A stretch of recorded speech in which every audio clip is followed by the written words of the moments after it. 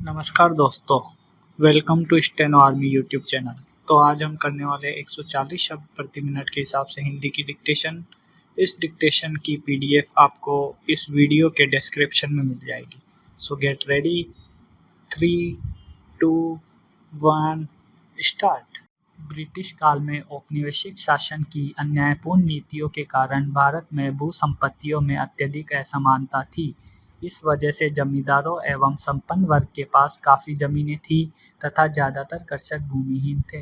स्वतंत्रता उपरांत भारत सरकार के मुख्य उद्देश्यों में से एक था देश में समान भू वितरण का कार्य।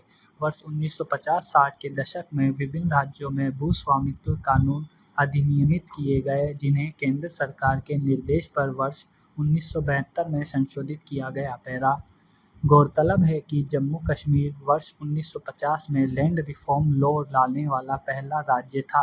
वर्ष 2001 में फारूक अब्दुल्ला की सरकार द्वारा जम्मू कश्मीर राज्य भूमि एक्ट 2001 लाया गया, जिसे बाद में रोशनी एक्ट नाम दिया गया।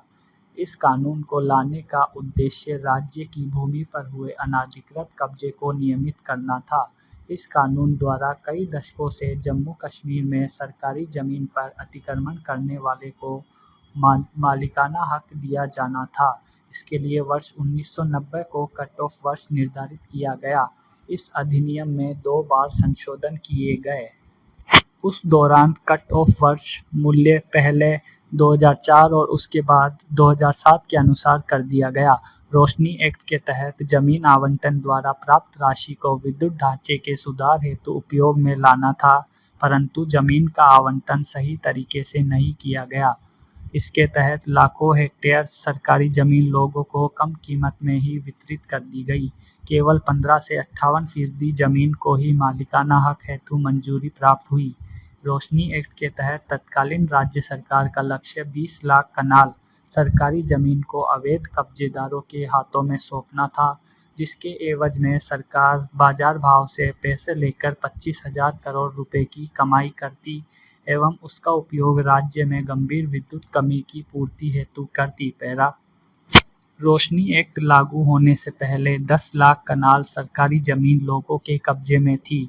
एक्ट के प्रावधान के अनुसार 1990 से पहले सरकारी जमीन पर जिसका कब्जा था वह ही इसका लाभ उठा सकता था, परंतु संशोधन द्वारा 1990 के प्रावधान को हटा दिया गया। जमीन का मार्केट रेट एवं सरकार को प्राप्त पैसे के मध्य अंतर पाया गया। महंगी जमीनों के सरकारी रेट को कम करवाकर कम कीमत पर जमीनें खरीदी गई, जिससे सरकार को घाटा हुआ एवं घोटाला करने वाले को अत्यधिक फायदा। पैरा पूर्व राज्यपाल सत्यपाल मलिक ने 28 नवंबर 2013 को इस योजना को रद्द करते हुए इसका कारण निम्न राजस्व प्राप्त होना एवं उद्देश्यों में नाकाम होना बताया। वर्ष 2014 में सीएजी की रिपोर्ट के अनुसार 2007 से 2013 के बीच जमीन ट्रांसफर करने संबंधी मामले में अनियमितता पाई गई थी।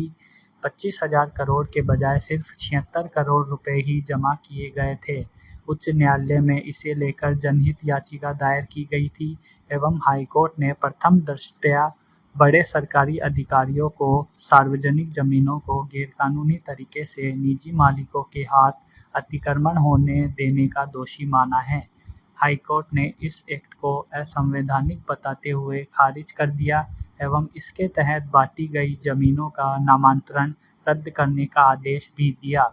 साथ ही लाभार्थियों के नाम सार्वजनिक करने की बात भी कही गई।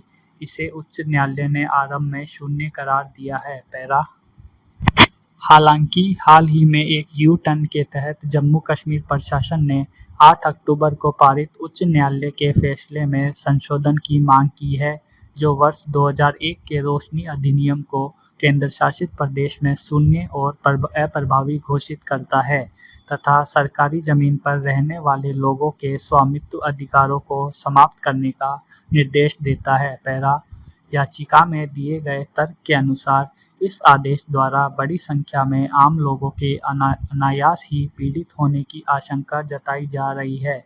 इसमें भूमिहीन किसानों के साथ वे व्यक्ति भी शामिल हैं जो छोटी भूमि पर रहते हैं। पैरा दुर्भाग्यपूर्ण है कि वे उन अमीरों एवं अवैध रूप से भूमि पर कब्जा करने वाले में शामिल है जिन्होंने राज्य की भूमि पर अब तक के अधिनियम के प्रावधानों के माध्यम से स्वामित्व बनाया है।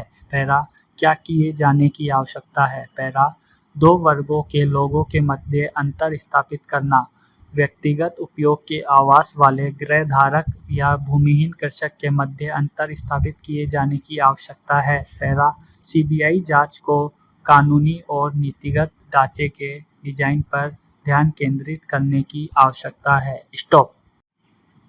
सो गाइस, ये थी 140 वर्ड्स पर मिनट के हिसाब से हिंदी की डिक्टेशन। ऐसी ही डिक्टेशंस और देखने के लिए इस चैनल को सब्सक्राइब कीजिए। 140 वर्ड्स पर मिनट की डिक्टेशन हमारी प्लेलिस्ट में दी गई है, तो आप इन्हें दोबारा रिपीट कर सकते हैं और दूसरी वीडियोस को भी देख सकते हैं। धन्यवाद। जय हिंद।